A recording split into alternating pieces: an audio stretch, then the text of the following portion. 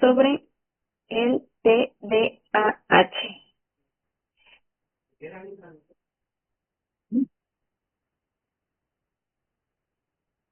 Nuestro índice va a ser de los orígenes, las causas y efectos, el diagnóstico con sus características y un video, cómo se ve como una barrera de aprendizaje, la atención pedagógica y la participación con sus conclusiones.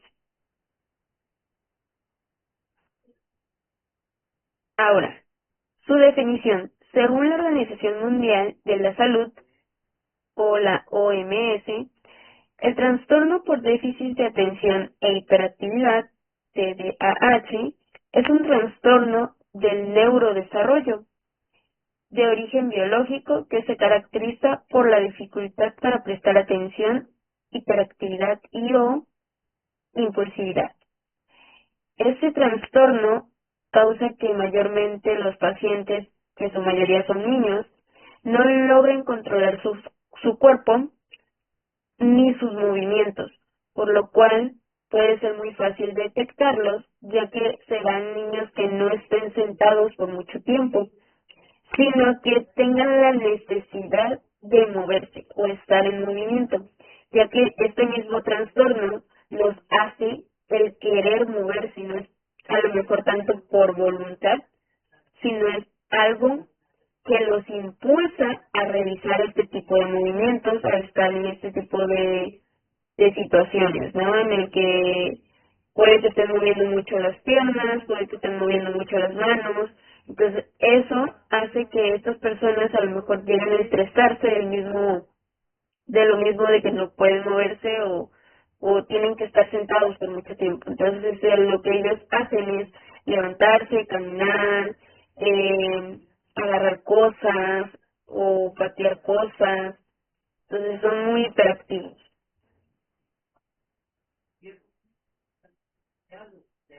Su origen se remonta desde el siglo XVIII, en donde el primero en hacer sus investigaciones fue el médico Alexander Clifton, que emitió una publicación denominada De la atención y sus enfermedades.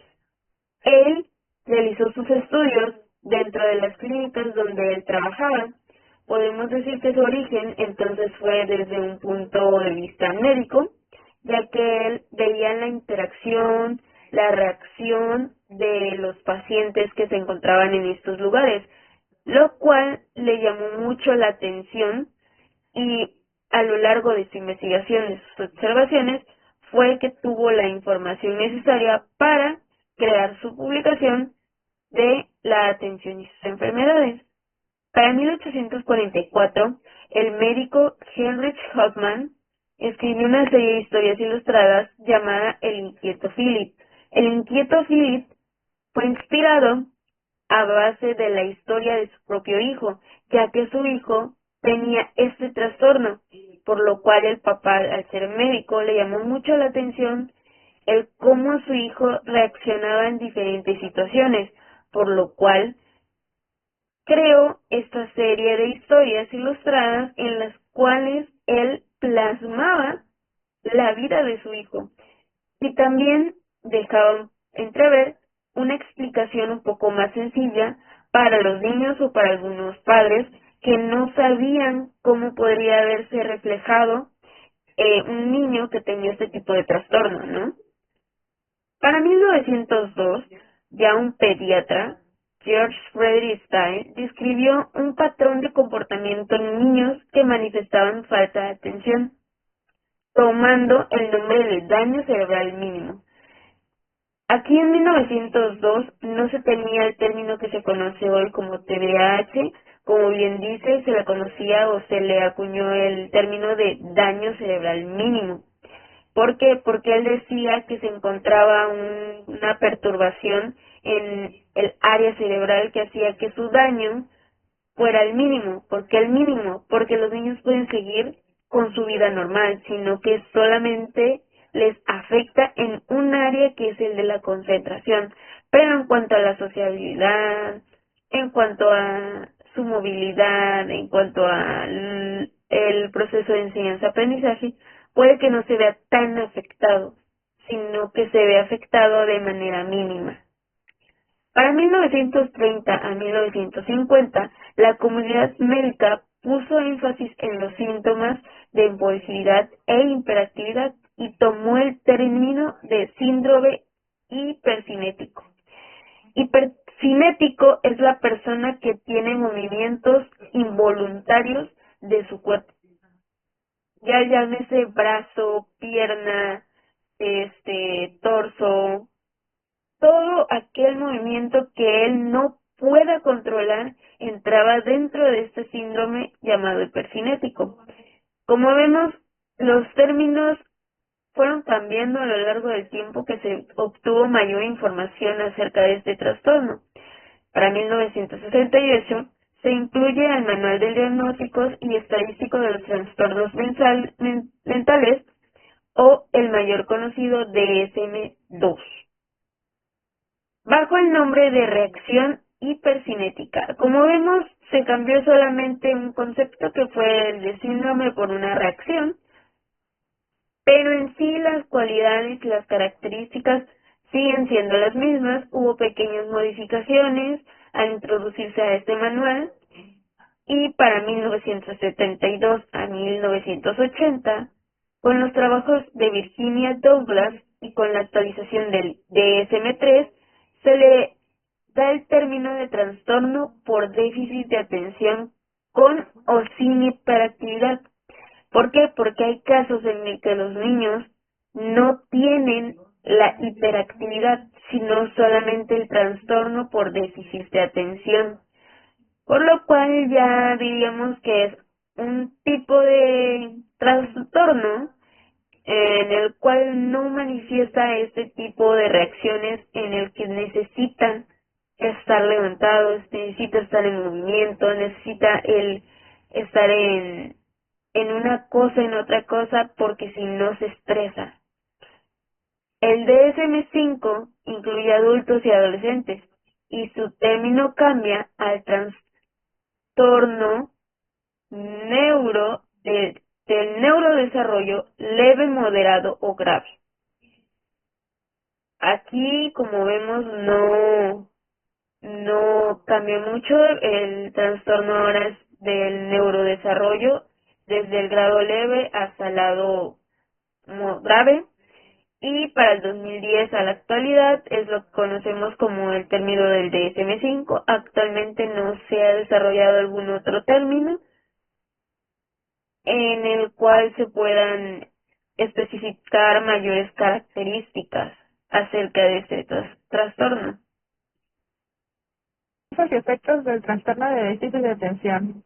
Entre las principales causas de este trastorno se encuentra que se debe por medio de la genética, el entorno o las afecciones del sistema nervioso central en momentos claves del desarrollo. Algunos de los efectos se puede dar la dificultad de concentrarse en tareas rutinarias, como lo puede ser la lectura, la escritura, realizar algunos tipos de ejercicios, los olvidos frecuentes de dónde dejaron las cosas, la organización de sus objetos o problemas para finalizar proyectos o darle continuidad a las instrucciones, no llevan como tal una metodología estable. También se puede deber a una sensación de soñar despierto o de perderse en sus propios pensamientos, divagar mucho de su mente, evitar tareas que requieren esfuerzo mental prolongado.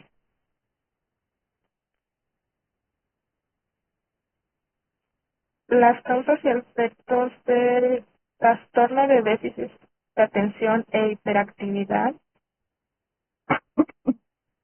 se deben a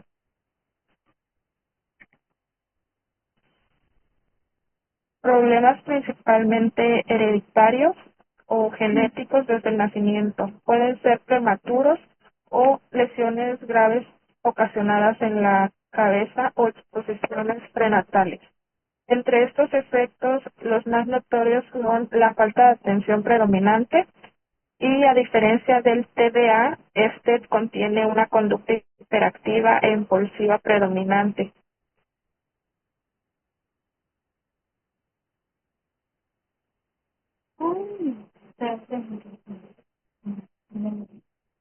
Listo.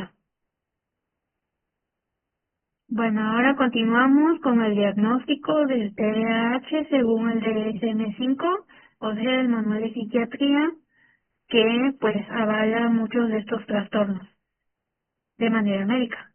Vamos con el punto A, que es un patrón persistente de inatención y o hiperactividad e impulsividad que interfiere con el funcionamiento o desarrollo. Y vamos a ver acá si se puede abrir.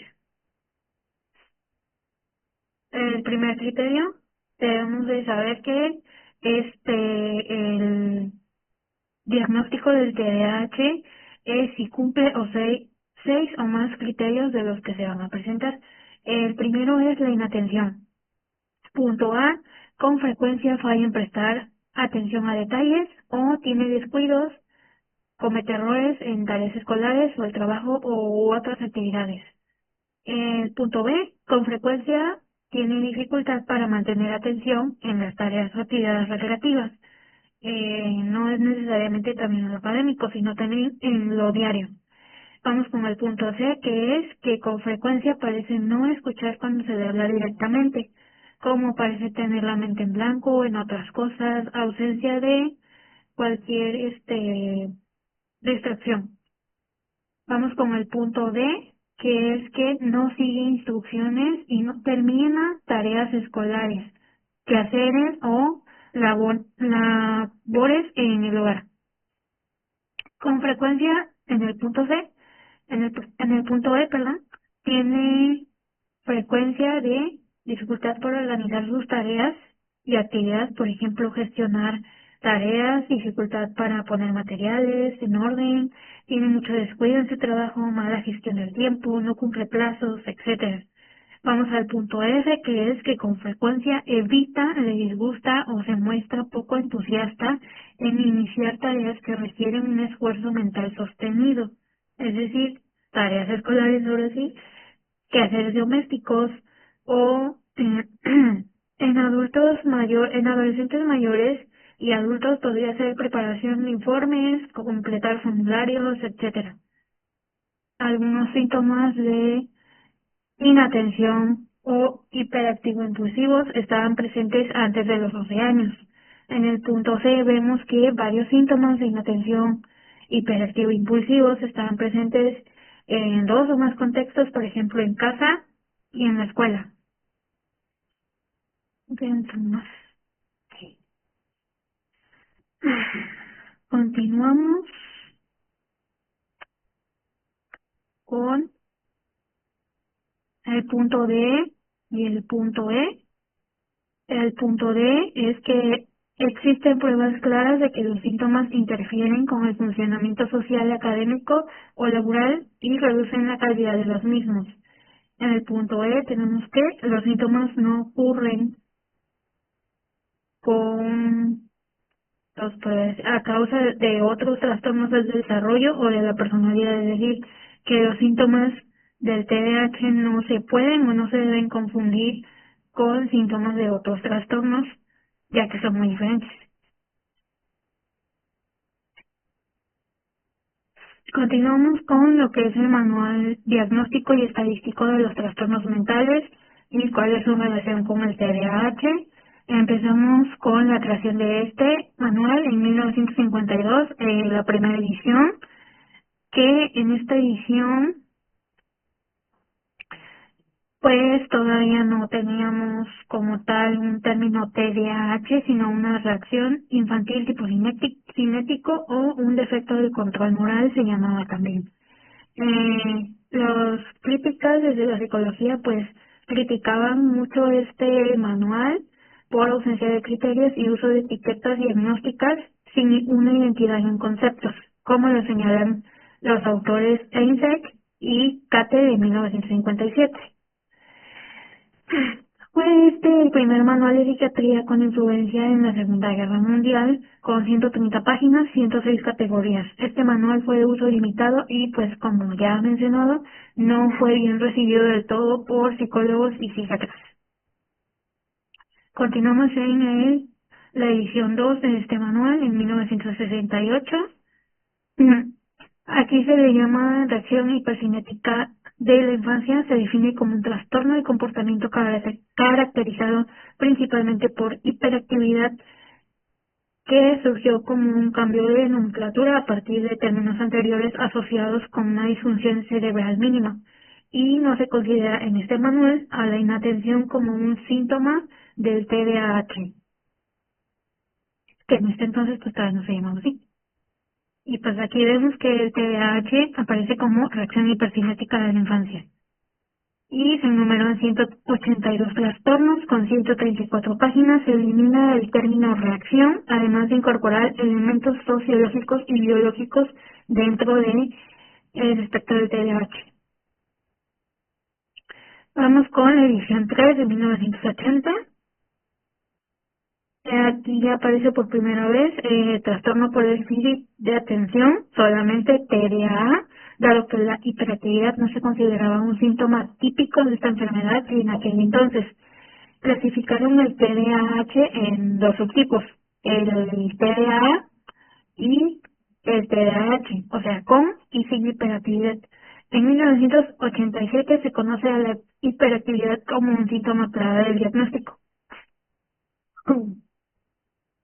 Aquí, como vemos, pues introduce el término trastorno por déficit de atención. Se establece la inatención como criterio del diagnóstico, y para el diagnóstico de este trastorno los síntomas no deben estar sujetos, como ya se comentaba, a otros trastornos como la depresión o la ansiedad. Este manual introdujo varias innovaciones importantes como criterios diagnósticos explícitos, sistema de evaluación diagnóstica multiaxial y un enfoque que buscaba ser neutral respecto a las causas de los trastornos mentales. Vamos con el manual, la edición 4 de este manual, que sale en 1994. Aquí ya se establece el término TDAH y se definen los tres subtipos de TDAH que se mantienen en la actualidad, que son el combinado, el inatente y el hiperactivo impulsivo. Este diagnóstico se enfoca más en el impacto funcional y no solo en la presencia de síntomas. Se mantiene el criterio multiaxial para evaluar el contexto psicológico, médico y social. Ay, perdón. Esta es la carátula. Y pues tenemos un sistema de diagnóstico multiaxial compuesto por 5 ejes, estando el TDAH en el eje 1 de los trastornos clínicos. Se agregan 3 subtipos de TDAH y se unifica el concepto de TDA y TDAH, aunque no es erróneo usarlos por separado. Vamos al 2013 con la edición 5 de este manual. Y pues modificaron los criterios de diagnóstico. Se introducen diferentes cambios respecto al volumen 4. Se incorporan criterios específicos para el diagnóstico de este trastorno en la edad adulta, con las descripciones clínicas más típicas de los adultos, y se modifica la edad mínima del inicio de síntomas, como te hablaba al principio. Ahora es a partir de los 12 años. Y los síntomas deben de estar presentes en 2 o más entornos. Y no se encuentra suficiente evidencia científica para dividir los trastornos en eje, por lo tanto son eliminados de esta quinta edición y se clasifican trastornos agregando 6 clasificaciones y eliminando 4. Bien, pues pasamos a lo siguiente, que son los modelos dentro del TDAH. Tenemos el modelo biomédico y el modelo biopsicosocial. En el modelo biomédico se considera al TDAH un trastorno del neurodesarrollo. Considera que está causado por un déficit de transmisión de dopamina del cerebro y por lo tanto ve a la medicación como un tratamiento de primera línea. En el modelo biopsicosocial, los síntomas del TDAH y los resultados funcionales están determinados por la interacción de factores biológicos, predisposición genética, estructura, función cerebral, neurotransmisiones, etcétera, con factores psicológicos como el control cognitivo, la irritabilidad, la regulación emocional, etcétera, y factores sociales como son el estatus socioeconómico, los pares, el entorno educativo, normas culturales, etcétera, como menciona Gast, Wade y Holligan en 2017. Y bueno, dejo el lugar a mi compañera Viri con lo suyo.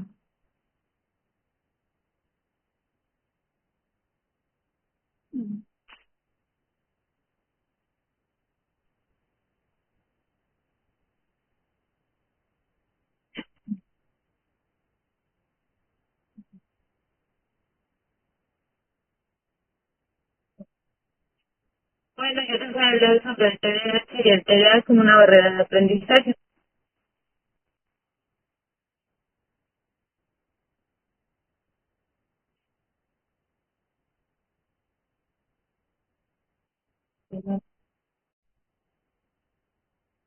Pasa la otra. Ah, no me carga. Ya. El TDAH y el TDA como barrera de aprendizaje, primero desde el punto de vista de la infancia, muestran los niños una conducta impulsiva, a veces puede llegar a ser agresiva. Muestra una torpeza motora, en esto nos referimos a que no pueden agarrar las cosas de cierta forma o les cuesta trabajo agarrar el lápiz en lo que es las clases y por lo cual pues llegan a tener pues una escritura pues podría decir que fea. Muestra cansancio ya que no tienen una como un cronograma de sueños para ellos, llegan a tener insomnio. En ocasiones se les dificulta la retención de información, dado que no pueden estar en una actividad compleja.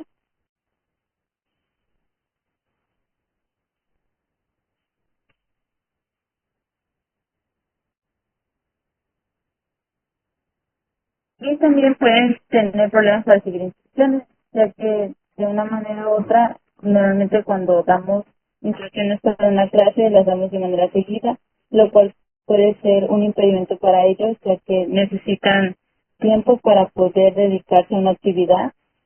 Durante su etapa juvenil llegan a tener estos problemas de atraso en tareas como la procrastinación, problemas para la memoria, ya que pues dado que no pueden retener cierta información debido a la falta de motivación o a la dopamina, ya que sus niveles son muy bajos, también llegan a tener problemas de autoridad, ya sea con sus familiares o docentes, llegan a recaer en adicciones, ya sea en el tabaquismo, en el alcohol, las drogas, etcétera.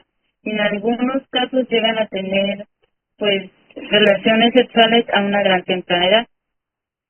Además de presentar, debido a esto, dificultades para las tareas y un bajo rendimiento académico, de llegar a la etapa adulta, esto se refleja en el desorden de sus actividades, de que llegan a olvidar cosas, cambios de humor frecuentes, problemas para socializar dentro del entorno, ya sea familiar o de trabajo, y problemas de regulación emocional.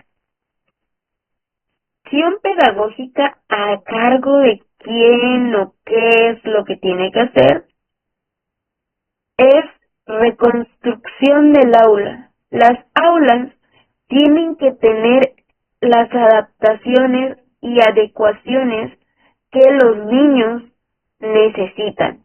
Como vemos en el TDAH, es muy fácil que los niños se distraigan, que estén de aquí para allá, llamando la atención de sus compañeros, haciendo que nuestra clase se vuelva un tanto compleja.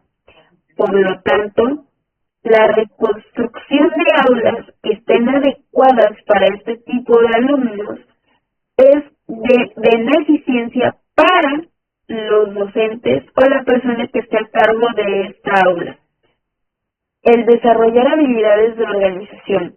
Los chicos tenemos que canalizarlos a que esa hiperactividad que tienen de correr, saltar, brincar, caminar, se vean reflejadas en una habilidad en la cual para ellos se les beneficie y puedan controlarlo a lo largo del tiempo, no nada más para nuestra clase.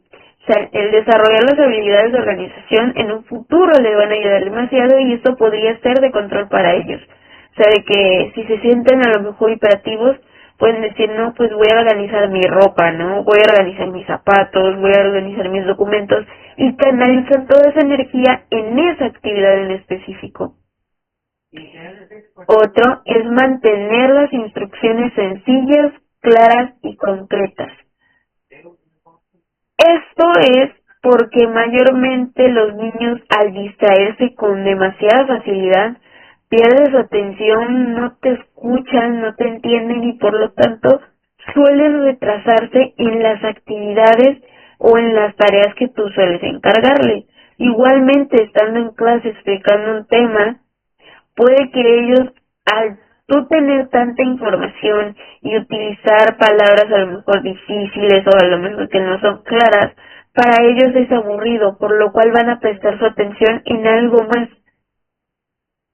Esto puede ser también como el punto de manejar el comportamiento. Ellos tienen que aprender a manejar su comportamiento, no nada más porque el docente le llame la atención, sino porque ellos tienen de tener en cuenta de que tienen que tener un comportamiento dentro de un aula. Si bien en el patio de la escuela pueden tener un comportamiento de juego, de más interacción con alguien más, de estar corriendo, se tiene que tener en cuenta que dentro del salón, en un tiempo determinado, se tiene que prestar atención, se tiene que tomar notas, que se tienen que realizar las actividades solicitadas por el docente. Se les tienen que permitir descansos o tiempo para que se levanten y se muevan a los otros niños. Igualmente, no nada más vas a querer que el niño esté todo el día sentado, ¿verdad? Porque pues es casi imposible o si no imposible de que ellos estén realmente centrados y concentrados en una sola cosa. Por lo cual, permitirles un descanso va a hacer que ellos se mantengan serenos, tranquilos, y que vuelvan a tener o que tú vuelvas a captar su atención. El que no se te distraigan tan fácil, el que te presten un poquito más de atención, el que estén contigo realmente y no nada más esté como su presencia ahí, pero pues ellos están en otro lado, ¿no? Entonces eso es más que nada algo positivo en ellos. Ya ahí sería el comunicarse con los padres y las madres regularmente. ¿Esto por qué? Porque la relación docente-padre-familia es muy importante para el seguimiento que se tiene que realizar con el niño. Porque sí, como bien hablábamos, se puede desarrollar las habilidades de organización ahí en el aula, pero en su casa, llega a su casa y bota los zapatos por un lado, bota la ropa por el otro lado. Es cosa de que tienen que seguir el orden y se tiene que hacer frecuente para que se genere ese hábito que los va a ayudar a controlar su hiperactividad y controlar sus impulsos, y mantenerlos enfocados y canalizar toda esa energía para algo que los estabilice.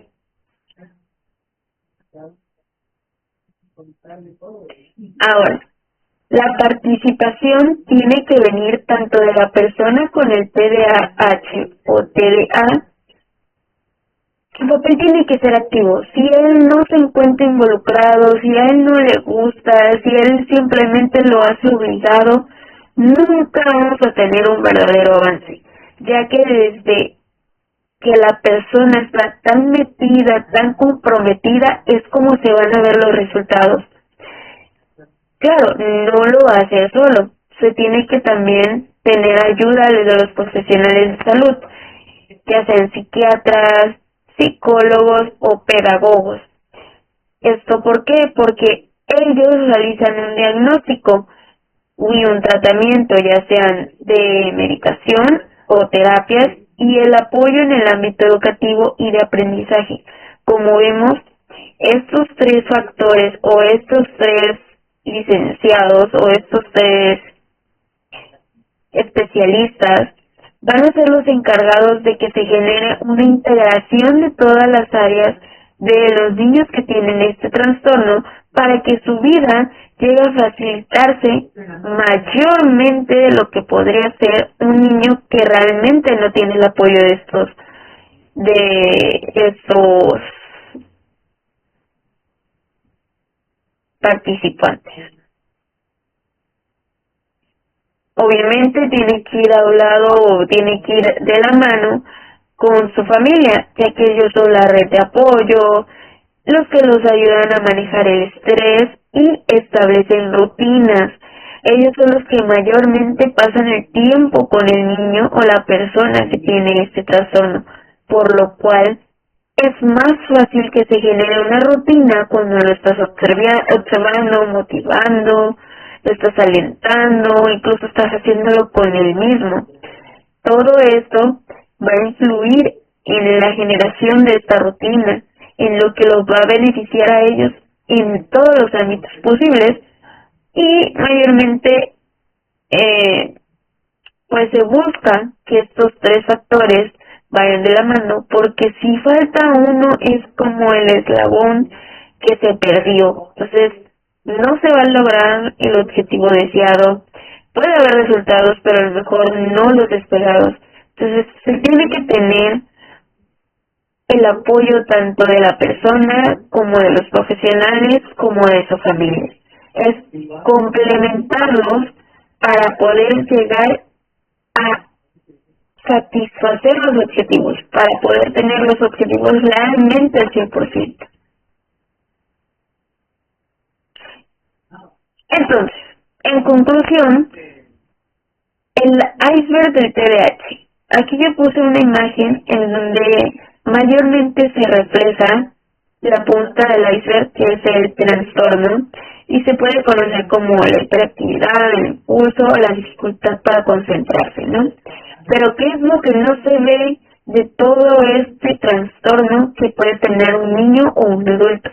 Bueno, la dificultad para autorregularse, la ansiedad, la dificultad para expresar sus emociones, la baja autoestima, las preocupaciones persistentes, la sensibilidad emocional, la baja tolerancia y altos niveles de frustración. Todo este conjunto de acciones, pensamientos y demás es lo que no se ve del TDAH, pero las personas con este trastorno puede que estén luchando día a día con cada uno o uno en específico de ellos.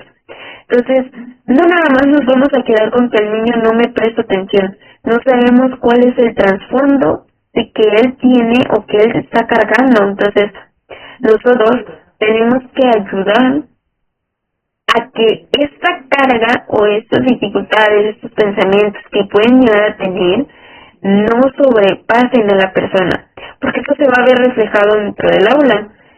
Y lo que menos queremos es que dentro del aula se pueda llegar a ocasionar algún problema de agresión, de autolesiones. Entonces, se tiene que tener en cuenta que una persona con TDAH no es revoltoso, no es el que siempre anda parado, no es el que, ay, ya sé, es fulanito de tal, porque es el que anda siempre de la jiribilla de allá para acá. No.